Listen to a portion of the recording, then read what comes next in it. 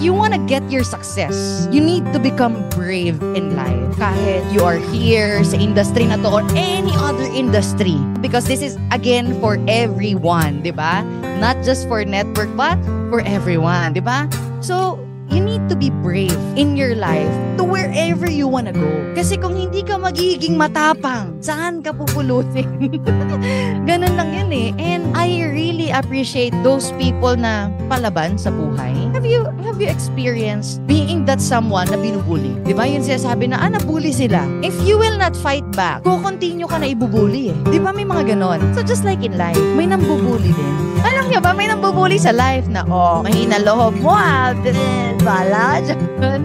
May nambubuli na, hindi ka marunong ng ganito, bala ka dyan. So, may nambubuli din in life. If you will just be sensitive and if you will just look at it, meron talaga. It's just that you need to be brave. Para saan? Para kanino? And no one will fight for you, pero ikaw lang.